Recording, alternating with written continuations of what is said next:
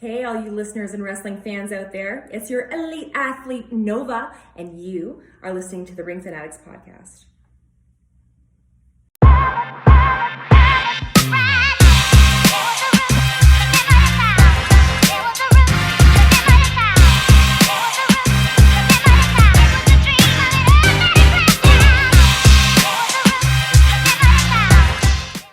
The Ring Fanatics podcast, episode number 56. I am Nick, your host of the podcast. Before we even get started, of course, you got to always subscribe to our channel. Make sure you follow us on all of our social media. Hit the follow button on Spotify if you're listening to on Spotify. The more support, the better. Today is a really special interview that I've been waiting months for. We've been in contact with this past couple of months, trying to get this interview. We're finally getting it done. She is one of the up-and-coming stars in Canada. Please welcome Nova. How are you? I'm great. How are you? Thanks for having me. I'm doing well. Thanks for coming on. I really appreciate it. Like I said, we've been talking this past few months. We've been finally able to get you on. Long time coming. So I'm going to start off with a couple of questions that I came from myself and three of our followers. And Sure. that's the questions I'll ask at the end. So to start off, to kick off the interview, my first question is to you: is how were you introduced to the sport of professional wrestling? Like what was like your earliest memory? Yeah. What got you into it? Stuff like that. Sure. It was during my childhood. I started playing NWO on my WCW NWO Revenge on my N64 with my family growing up. Ever since then, just really got into the characters themselves, and then that eventually transitioned to watching them on TV. I think I actually played N64 first before I actually started watching on TV. I'm not too sure, but I was really heavy into the Attitude Era. The Hardy Boys, Jeff Hardy was my absolute favorite, and of course came, The Rock, Stone Cold Steve Austin, D-Generation X, and all of them. So totally fell in love with all of that. Nice. So you started training back in 2019, from what I researched, and correct me if I'm wrong, you were a volleyball player prior to wrestling? Yeah, volleyball is my main forte of a sport. I've been doing it since I was young, and even come my 20s and 30s, like I would be playing on 4 or 5 teams per week. Some of them's traveling. Now I'm at a point where I'm playing with all ex-professional, ex-university and college players. I played for 2 colleges. Nice. I was recruited to Griffith University in Australia, but blew my ACL, unfortunately. In 2017, I was asked to go try out professionally in Slovenia. Wow. But unfortunately, my workplace wouldn't allow me a leave of absence, and it wasn't just some job. This is my pension that I'm invested in, so I really had to make a decision there. But again, volleyball is my forte, and I truly believe that my athleticism that comes from that and all the plyometrics involved have really greatly assisted me with transitioning into the world of professional wrestling. I was gonna ask too, at what point did you realize that wrestling was the career path that you wanted to head into? What was that moment like? So at the end of 2018, I was working out in the gym and I was watching Raw one evening, and I'm just hitting my 30s. I think I was 31, and I basically just said to myself, you know what, I'm not getting any younger here. I'm in the best shape of my life. I'm strong, I'm explosive, I'm still athletic. And now that I have graduated from college volleyball, I still want to do something with my athleticism, and I still want to be a standout like I was in, honestly, any sport that I joined, which is basically what brought the elite athlete into my name. And I decided to send a Facebook message to Rock Solid Wrestling. I knew nothing about indie wrestling at the time. Didn't even know indie wrestling existed. All I knew about wrestling is what I saw on TV. And all I wanted to do, honestly, was just run the ropes, just to say that I did. Yeah. I don't want to be on my deathbed one day saying, I wish I did that, or I wish I could have done that. So I said, F it. I sent a message to Rock Solid Wrestling, and I said, I don't know how to get into this, but I have an interest, and I'm wondering if you can kind of just take me on and just show me the ropes. Yeah. So So what was kind of your career plan before all that? Like what was something that you were envisioning before wrestling? sure, my career plan before I honestly never thought that I would even become a wrestler. Yeah. Where I'm from, it's such a small town. I had to travel 6 hours one way just to get trained. Okay. So there's no wrestling in my town whatsoever. And so my career path before that is actually currently what I'm doing. Well, minus being a professional volleyball player, that was my dream. Okay. But my career path and something I've worked towards for a number of years is becoming a police officer. Okay. So I was working for a police service, that Sudbury Police Service, when this happened, when I made that decision to enroll into pro wrestling, and here I am now, still working as a police officer. So And I you're I killing it made in that both. career happen. You're killing it in the wrestling scene, which is a good thing too. So It's very busy. When I'm yeah. not working my shift work, I'm traveling to my shows. Yeah. Yeah. So you did mention your process of getting into rock solid wrestling with your coach Tyson Ducks. No, Since you already so when I sent that Facebook message just to see what wrestling was about, I was actually in contact with Tornado, and he's okay. with Rock Solid Wrestling, and he basically sat me down, and we literally had a sit down meeting at Starbucks, and he's like, I don't know if this is going to be the path for you. A lot of women don't like to get involved in this because it's a very, very rough sport and you can get hurt. But basically it started off with him bringing me, this is going to sound grungy as hell, but this is how my pro wrestling career started. But he brought me into his basement of his family home in my Okay. hometown. So I met his family and everything, and they're very much involved in rock solid wrestling as well. But he showed me chain wrestling, and we even pulled out an old bedroom mattress and threw it on the floor in between his couch and his television. And we just had this much space for him to show me a suplex without Yeah. cracking the television. So that's basically where I started to learn wrestling. And Okay. then he introduced me to Ben Ortman's at Crossbody Pro Wrestling Academy. Started traveling to Kitchener, Ontario for a very short period of time for that because we needed a ring. He needed to show me the universal. Yeah. And start out that way. And then I transitioned into, I can't just be driving a couple hours once every couple of weeks and learning. It's not going to retain. So I need to be at a wrestling school all the time. So in January 2019, with my police service, they allot me vacation time, right? They give me, a couple weeks here. And usually people break it up throughout the year, right? 1 week here, 1 week there. I said, nope, I have to take it all in one shot.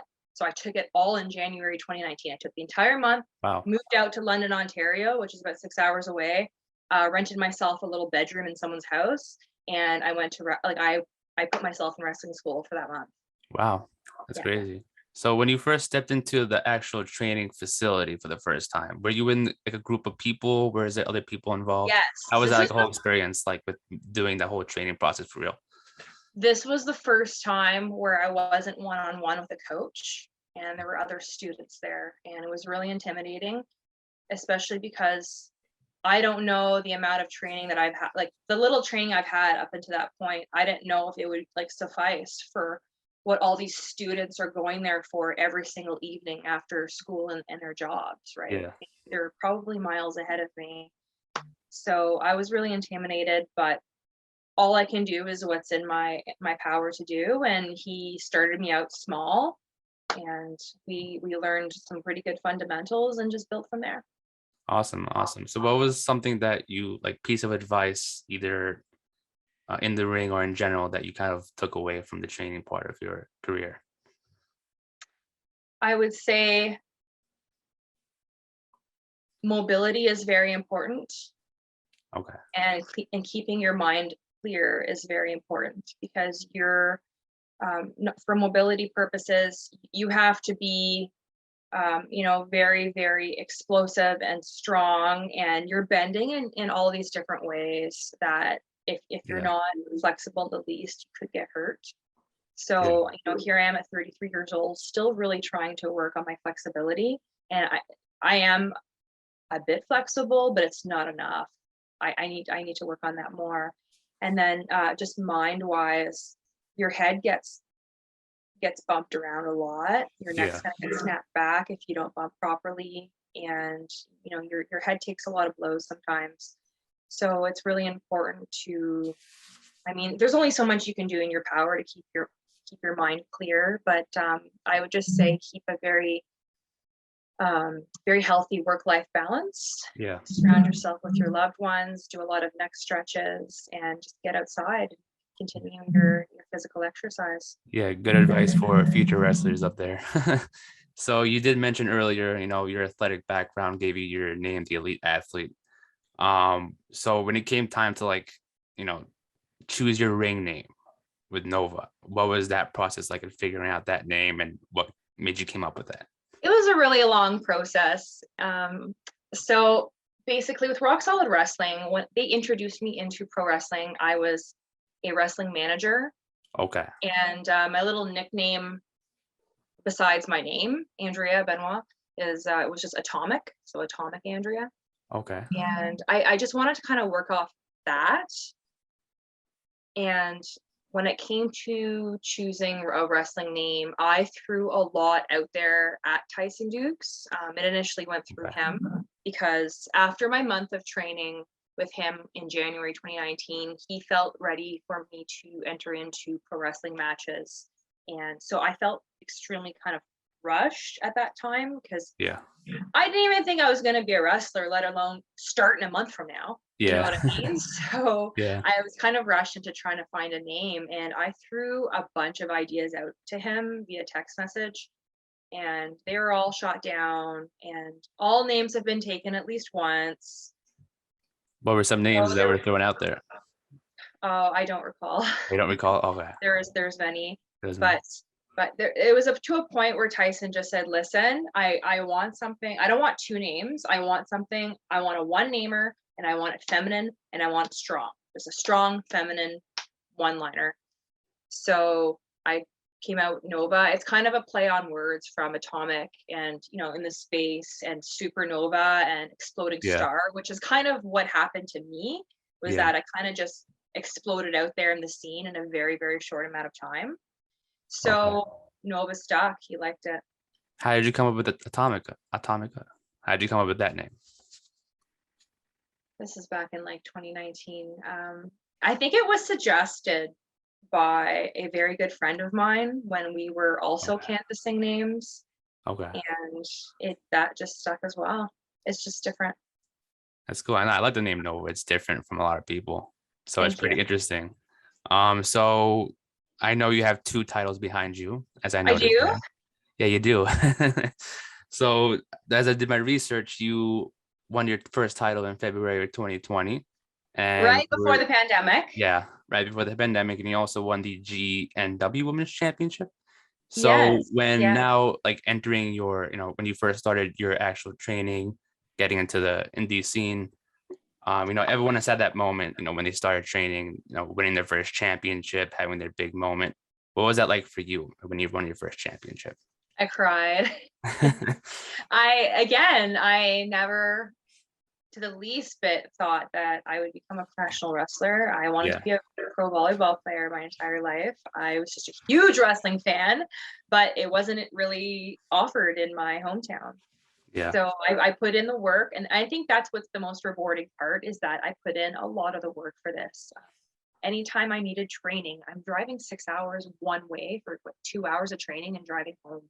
So I put in so much of my own mileage and money, and sometimes I'm sleeping on the side of the highway because I'm too tired to complete the drive.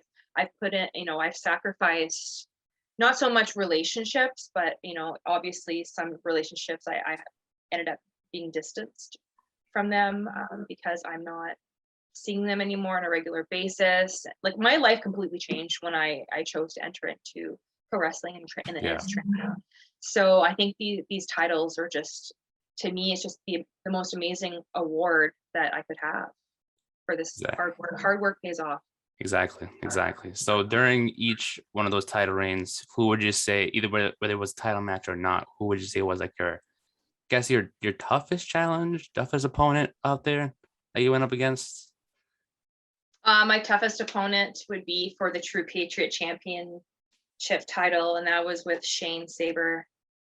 Okay. Or sorry, I retained against Shane Saber after the pandemic. Sorry, it's been so long. It How was long, against. how long was it been between each title reign from when the pandemic started till getting back into the ring, or was it consistent? Like, did you wrestle in and out here and there? No, so I won the True Patriot Championship title in February of 2020, right before the pandemic. Yeah. So wrestling shut down. And when wrestling came back, that was my very first match back against Shane Saber, and I retained it there. So this was August 2021. Oh, wow. But I did wrestle Dan Pagozzo for his title with Northland Wrestling in North Bay, Ontario, who goes by Dan Jarvis. And I think it was really cool for the fact that A, this was my very first championship title. Yeah. And B, I won it off a guy. So that's cool. That's cool. It was in an intergender match. So how was that like? How was that like for more you? so challenging, more power moves involved. Yeah. I really have to work extra hard to knock him down, because he's not a 120-pound, 5'4" female.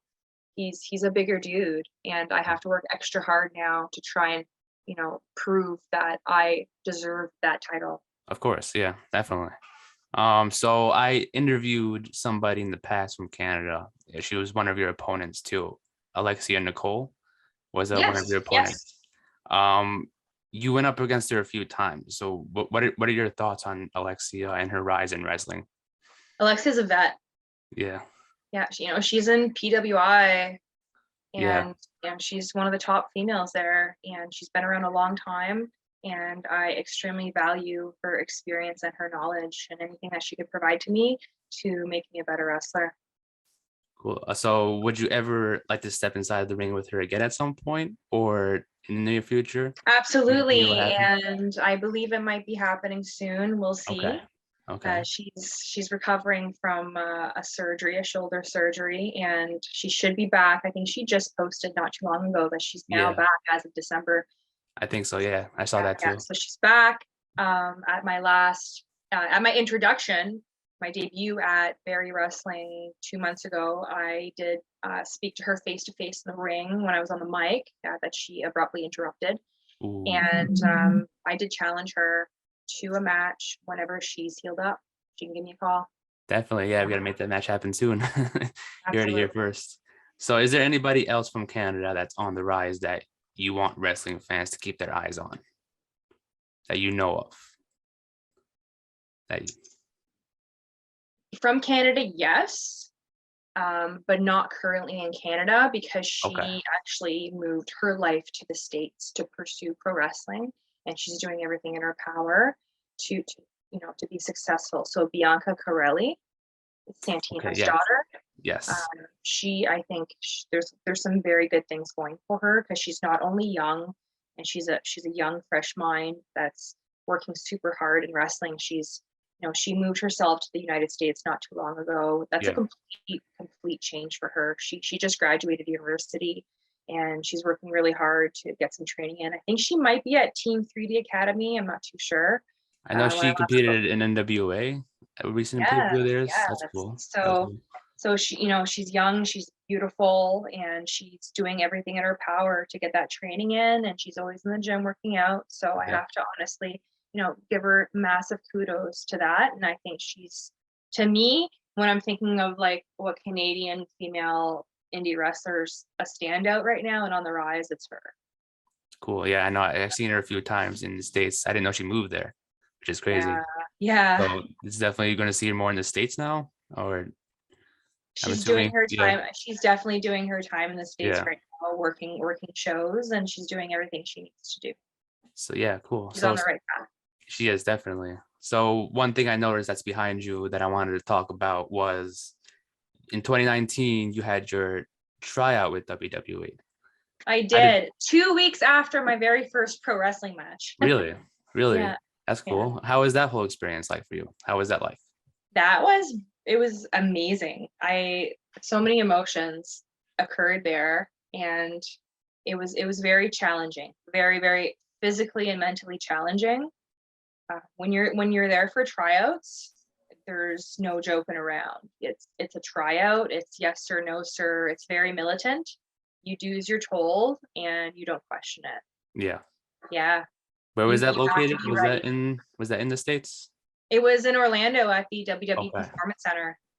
Oh, that's awesome. That's awesome. How was it like Oh, it meeting was everyone amazing. there? How was it like meeting everyone, talking to the trainers, meeting all the people behind NXT? Oh, it was super cool. Super, super cool. A lot of people you see on TV, and then you had William Regal running the tryouts. Prince Albert's there Yeah. running the tryouts, and we'd all show up first thing in the morning and wait to enter into the building. And you got Cesaro, who's just wrapping up a workout, Yeah. making his way out so that we can go in. And a lot of there's some people now that I trained and I tried out with that are Yeah. I've seen them now in AEW. Yeah, I was gonna mention them, and because you did train with Jade Cargill, and you did have a tryout with also AJ Francis from WWE. What are your thoughts on And them? and Alex Gracia. Who else? NJ Naduka. He's the one that got the job. He got the contract out of all of us that when you're trying out. Yeah. That's cool. What are your thoughts on like Jade Cargill, Top Dollar, what they're doing right now in their companies, respective companies? It's crazy because like You were in that Jade's same room with them that one day. and Jade's a standout. And like Yeah. to my knowledge, when I talked to her, to my knowledge, I don't even think she stepped foot in a ring before. I could be wrong, but she had little to no ring experience. Because during tryouts, they separate you. There's the wrestlers. So there's two types of tryout. Like there's sometimes it's blended and they want us to all do the same type of like things. But certain parts of the tryout, you're separated with wrestlers and non-wrestlers that have no ring experience whatsoever, right? Because it's not fair. So Jade was amongst the group of people that had like no ring experience at all. So she was in that group. I only had 2 weeks, like 2 weeks in of a pro wrestling match, and they threw me in with all of these vets and all like that stuff. So I was pretty intimidated, but it made me work extra hard. Yeah. But Jade, she's just like this natural athlete. And I just remember saying to her when I was looking at her, I'm like, I have never seen abs on a female like that in my entire life. Like crazy. Like what you see online is what she looks like in person. Exactly. It's ridiculous. Exactly. Would you ever see yourself getting another tryout from WWE anytime soon? I would have to apply for it again because honestly, that's what I did the first time. I went online on their website, just like any other average Joe out there, and I just filled out the form and they called me back. So I haven't filled out the form again, but I could possibly be in the future. I was just honestly, I'm just allowing everything to kind of soak in again now that the pandemic is easing up and pro wrestling's opening up a little bit more. I was just trying to get some more reps in and seeing my progress and seeing how I'm doing, and then maybe we'll go from there. Definitely. Now that another company, AEW or maybe another company out there like Impact, AAA, etc., do you see yourself potentially going somewhere else other than WWE, or is WWE the main focus right now? My main focus right now is just bettering myself as a professional wrestler, and I don't have one company focus. So I'm going to do everything in my power to be the best professional wrestler I could be. And if there's a company that sees my talent and wants to take me on as one of theirs, I would be more than happy to do that. Cool. So that was the last question I had. Now we're going to open up to 3 fan questions that were sent in by followers. The first person that sent in a question was Justin from the Gil My Talks. I don't know if I said that right. Gil My Talks podcast. He's asked, how do you find balance between work, wrestling, and a personal life? It's very difficult. It's very, very difficult. I'm trying to look for can't find it. So I'm old school and I have a schedule book. Okay. So I go to Staples and I purchase that year calendar book. do you like write it on like a board or just like an actual calendar? You write everything No, down? it's a book. Like it's got Okay. the year Oh, on it's a each book. page. Like it's got like every week on each page of the year of Okay. 2021. And I honestly, like I depend on that to organize my schedule. So again, I'm working in law enforcement. So I work shift work. I work day shifts and night shifts. So I need to Oh, see when I'm doing that. When I come off night shift, well, then I come off night shift, at 7 a.m. I want to sleep a little bit, and then I have to travel to a show somewhere, it could be hours away. yeah. And yeah, and as well as shift work, not every weekend is available either, and that's where shows take place. So Yeah. unfortunately, I may have to, if I can't get time off work, I may not be able to attend a show. So my life is very, very busy. I make Yeah. time for that. I make time for wrestling. I'm always making time in the gym. That's a no question, no brainer. I'm working out every single day. I will find time. Yeah. And then personal, you got to keep your friends and your family close, right?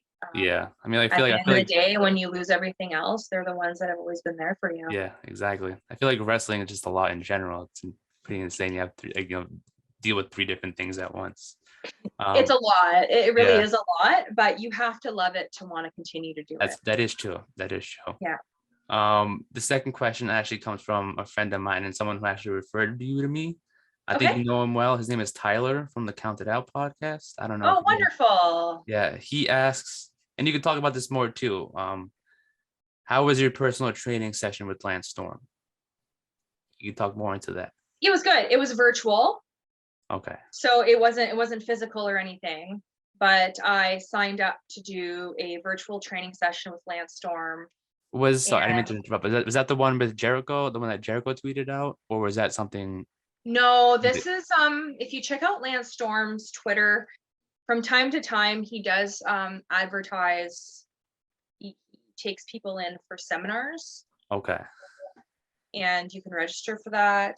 And so there was just I knew on the date that he mentioned he was advertising. I'm like, oh, like I'm free, I'm not working, Yeah. you know what I mean? And maybe I'll take a night off from the ring and I'll do this type of training. And I Yeah. want to expose myself to all types of training. Yeah. So I signed up to that, and I got to sit and listen to him talk, and he talked a lot about ring chemistry and ring positioning and storylines, and he was just helping me think outside the box and reminding me of things that maybe I learned back in 2019, that you learn so much that you lose a lot, you don't always retain everything. So he Yeah. brought some of those memories back, and it's like, oh, light bulb. Yes, right, okay. Yeah. Cool. That's awesome. Last question from the Circle of Debate podcast. What has been so far your defining moment in your wrestling career? I think my defining moment in my wrestling career has been not only winning the True Patriot Championship title in the intergender match, because it was my very first title, and you're never going to forget your first, right? So not only just that, because like that was huge, but it's winning your very first title, and then doing nothing for a year and a half because of the pandemic. Yeah. And I honestly, like that year and a half, like I'm doing everything I can to try and, sorry, I think my video is it still looking here? No, it's fine. It's good. Something just popped up here. Okay. So yeah, during that time, that year and a half of the pandemic, I'm doing everything in my power to keep my training up Yeah. and stay strong, go in the gym, whatever. But you're in the back of your mind, you're like, I haven't had any ring training at all. And Yeah. I'm like, how am I going to come back after this pandemic with a title in hand, do a match with little training, and show everybody that like this is why I deserve to have this title. So mentally it was eating away at me a little bit during the pandemic. It was a little hard because I'm like, I don't know how I'm going to be able to make a return here.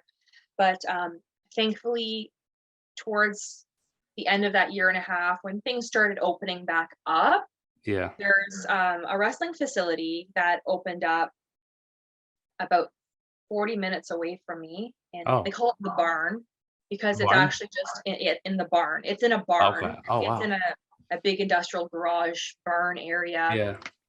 And all it has is like a ring and a couple dumbbells, and like honestly that's all we need. But it was opened up by Greed and Shane Saber and Gabriel Ferrerza and Alexia Cool. Nicole's there, and Jody Threat goes there sometimes, Josh Alexander. So Oh, wow. a good group of people go there, and I was able to get some reps in and kind of reintroduce myself again to the ring after that pandemic. Yeah. So I think that not only winning that title was amazing for me in a career defining moment, but then mentally questioning myself as to if I could still do this, and then coming back and my first match back retaining this title, or defending this title. And I killed it.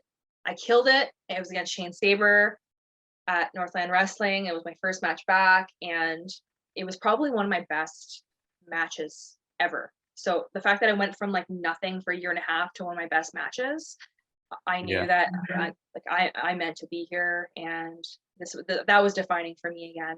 I was like, hell yeah.